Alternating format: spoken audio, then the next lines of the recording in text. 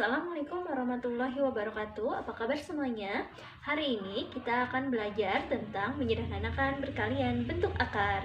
Materi ini untuk SMP kelas 9 semester 1. Jadi bagaimana kita dapat menyederhanakan perkalian bentuk akar?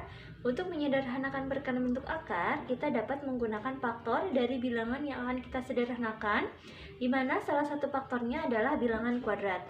Dari faktor-faktor tersebut diperoleh akar kuadrat yang menghasilkan bilangan bulat, sehingga di dalam tanda akar menjadi lebih sederhana. Dalam menyederhanakan perkalian bentuk akar, kita membutuhkan bilangan kuadrat.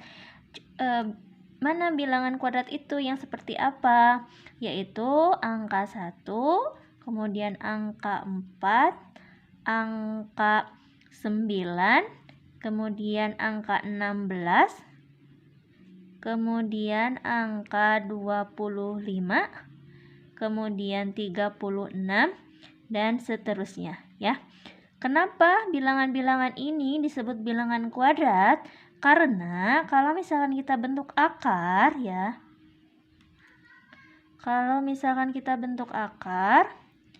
ini dalam bentuk akar berarti akar kuadrat dari 1 itu hasilnya 1. Karena 1 yang ini 1 itu hasil dari 1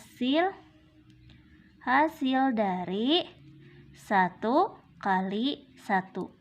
Kemudian kenapa kuadrat dari 4 sama dengan 2? Karena 4 hasil dari 2 kali 2. Kemudian kalau angka 9 kita kuadratkan, berarti akar kuadrat dari 9 hasilnya itu adalah 3, karena 9 hasil dari perkalian 3 kali 3 dan seterusnya. Oke, nah dalam menyederhanakan perkalian bentuk akar kita juga memerlukan sifat bentuk akar. Nah, masih ingat tentang sifat bentuk akar ya? Sifat bentuk akar itu bentuknya adalah seperti ini ya. Akar kuadrat dari A kali B ya, misalkan akar kuadrat dari A dikali B, maka ini membentuk sifat perkaliannya adalah akar kuadrat A dikali akar kuadrat B.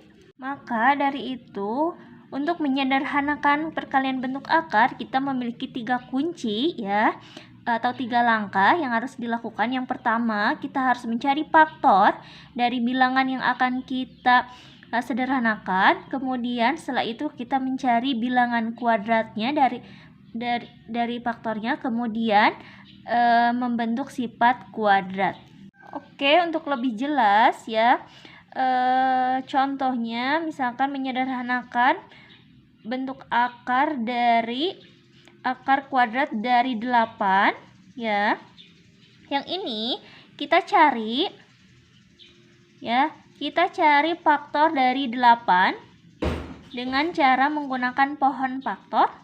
Berarti 8 dibagi 2 itu hasilnya 4, kemudian dibagi 2 lagi menghasilkan 2. Sehingga faktor dari 8 itu adalah 2 kali 2 kali 2 ya. Setelah itu kita ke sini ya. Kita cari bilangan kuadrat. Masih ingat tentang bilangan kuadrat? Bilangan kuadrat itu angkanya itu adalah 1, kemudian 4, kemudian 9 ya. Nah, dari sini kita berarti rubah ke dalam bentuk bilangan kuadrat. Yang mana? Berarti yang ini 2 kali 2 itu hasilnya 4, kemudian dikali dengan 2 ya. Selanjutnya kita lanjut ke sini, sifat kuadrat. Berarti akar kuadrat dari 8 kita rubah ke dalam bentuk sifat kuadrat, yaitu hasil perkalian pemfaktorannya yang ini ya. Yang ini. Kita ambilnya yang ini. Berarti di sini sama dengan akar kuadrat dari 4 kali 2 ya. Kemudian sama dengan akar kuadrat dari 4 dikali akar kuadrat dari Dari 2 ya, seperti itu. Kemudian sama dengan akar kuadrat 4 itu hasilnya berapa? Yaitu hasilnya adalah 2. Kemudian dikali dengan akar 2 yang ini ya. Maka hasilnya itu adalah menjadi 2 akar kuadrat dari 2. Oke, contoh selanjutnya yaitu akar kuadrat dari 75. Caranya sama, kita cari faktornya. Ya, berarti faktor dari 75. Berarti kita bagi dengan angka 5. Ya, karena satuannya 5. Jadi habis dibagi angka 5, maka hasilnya itu adalah 15. Oke, kemudian dibagi dengan 5, hasilnya adalah 3.